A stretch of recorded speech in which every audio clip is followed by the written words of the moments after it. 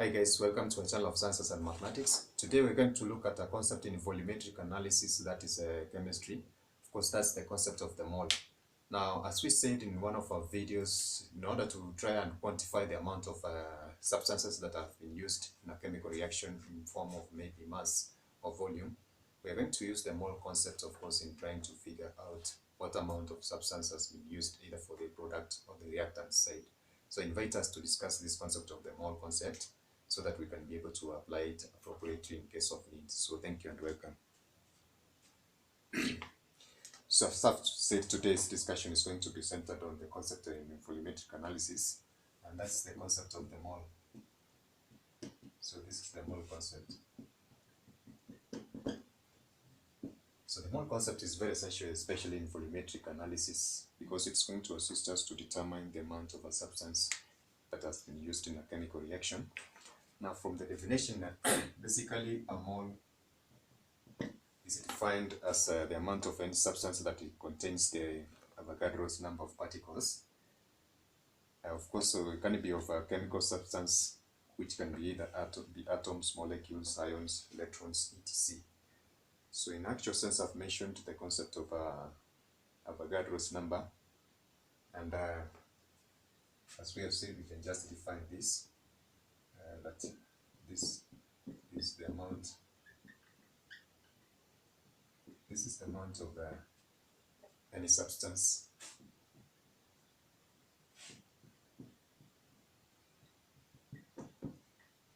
this is the amount of any substance that contains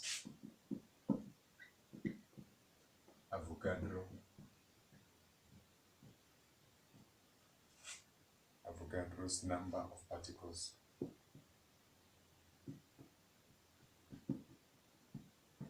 This is the amount of any substance that contains Avogadro's number of particles of the substance.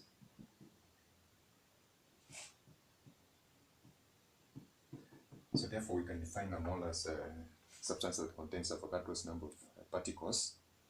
Therefore, in any case, these chemical substances, now that we've mentioned, the chemical substances can be molecules, they can be atoms,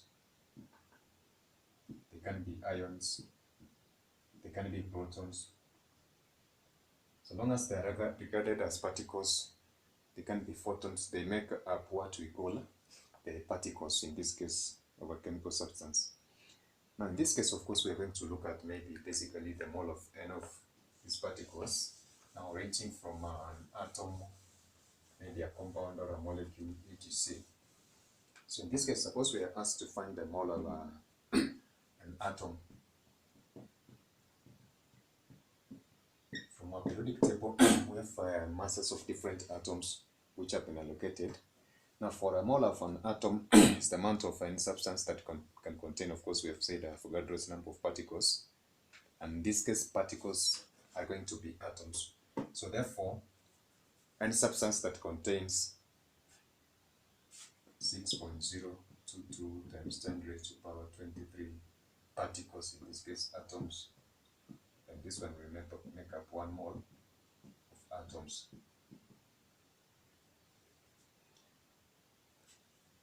Now, in this case, for an atom, this is the amount, or this amount is the relative atomic masses of an atom, which of course is expressed in grams. I mentioned about the periodic table, which gives a range of these masses that we're talking about. So therefore, we can give an illustration and say that 1 mole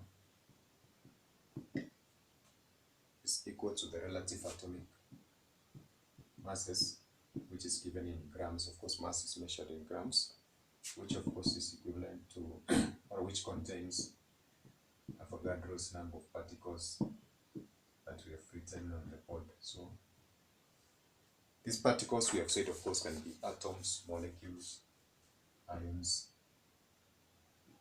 etc. So basically, this statement gives us the concept of a mole and what a mole entails. So we remember maybe this concept of Avogadro's constant and the relationship between the relative atomic mass in grams and 1 mole, insofar as the number of particles are concerned. Now we are going to give an illustration using one of the sample questions that I've just tried to bring up so that we understand this concept. So let's try to look at a sample question. Sample question in order for us to understand. So it says, I'm going to read so that we can be able to just extract the information. So what is the mass of 1 mole of sodium atom? So we're going to find the mass of 1 mole of sodium atom. So given that the relative formula mass for sodium, of course, is 23. So the number of moles, of sodium,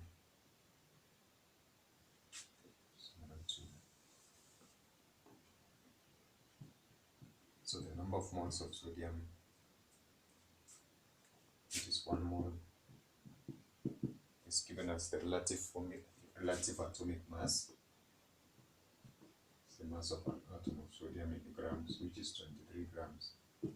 So therefore we can just see the relationship that we have already mentioned previously in definition of the mole. So if 1 mole,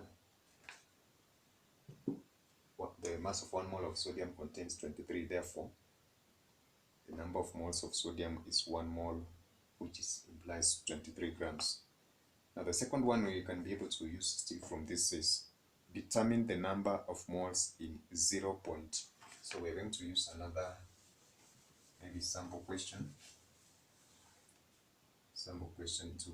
So we are requested to determine the number of moles in 0 point. So I'm going to extract this information. We determine the number of moles in 0.035 grams of chlorine atom. Now the relative atomic mass for chlorine is equals 35.5 grams. So therefore we've been given this number of grams of the mass that is provided for us to determine the number of moles. So we're going to give this simple relationship by saying that if 1 mole contains 1 mole contains the relative atomic mass, which is 35.5 grams, what of the number of, or the amount of mass that we have been provided? So this is the grams per mole. So in finding this one, we are going to find is the product over 1 mole. Or just to use that one, it's going to be number of moles. So this is 1 times 0.0035 divided by 35.5. That's grams per mole. So the number of moles in this case is going to be 0.00.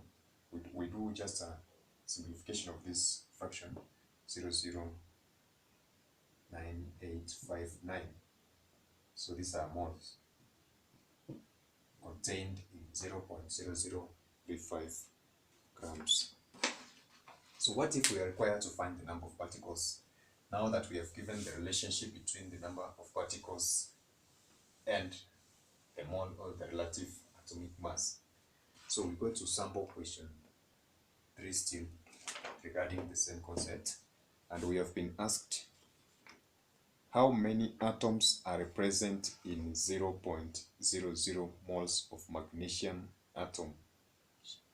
So how many atoms? We are required to find the number of atoms present in 0.001 moles of magnesium atom. So still remember we are talking about the concept of an atom. Now given that the relative atomic mass for magnesium is equals 24 grams, so therefore that is 24 grams per mole. So we're going to use this concept in trying to determine the number of particles. And we said 1 mole consists of Avogadro's number of particles. So therefore first we're going to find the number of grams that are contained in this number of moles.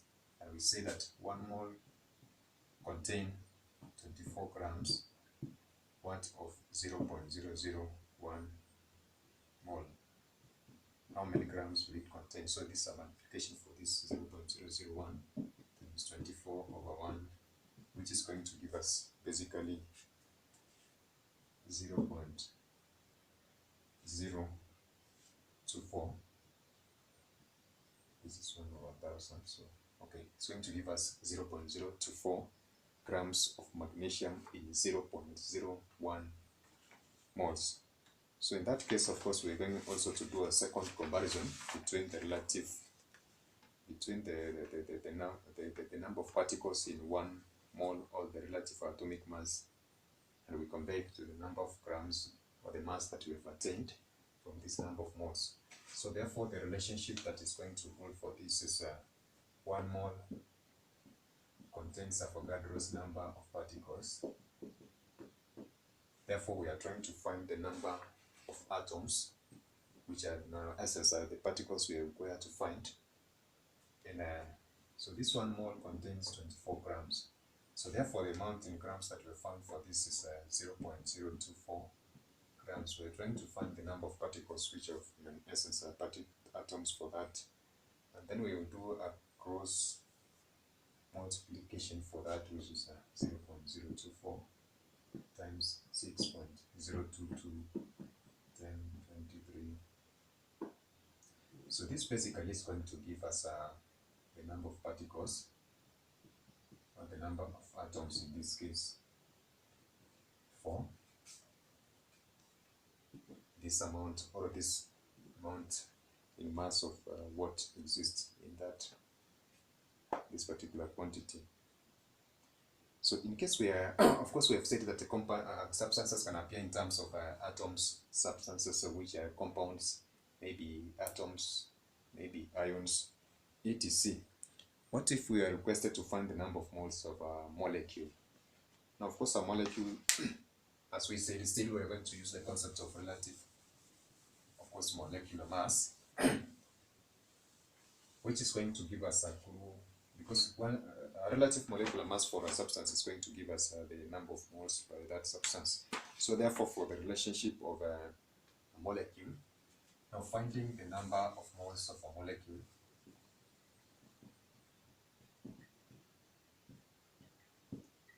we're going to use the relationship at 1 mole for molecule, just like atoms consist of a relative molecular mass. Remember, we use the relative atomic mass for atoms, so now for the molecules, it's the relative molecular mass in grams will be equivalent to Avogadro's number of particles for 1 mole.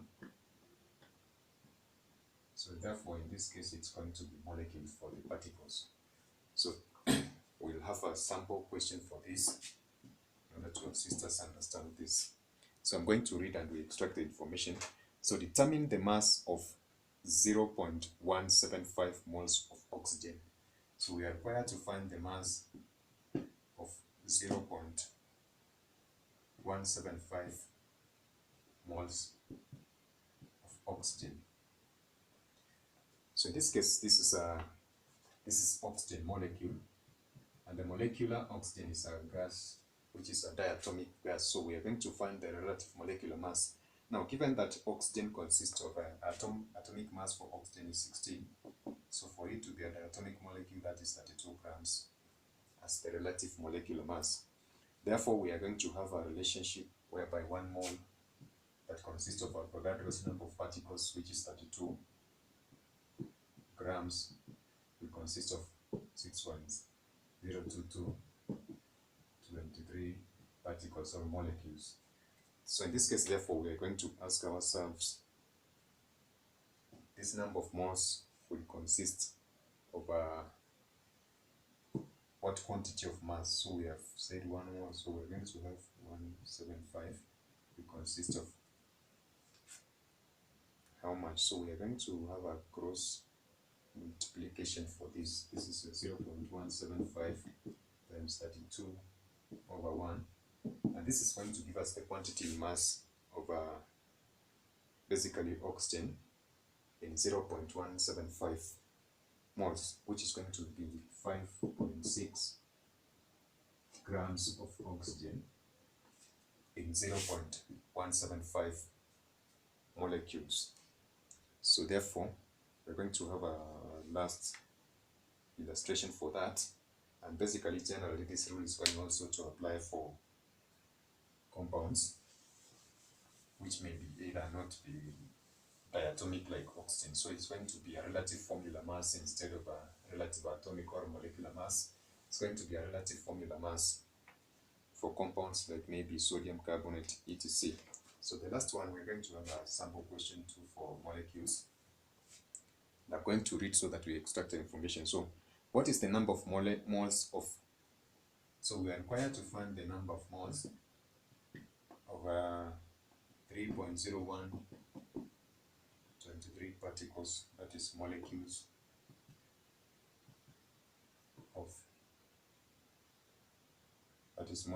of, oxygen, of course. Now that we have said 1 mole is equals to Avogadro's number of particles, 23.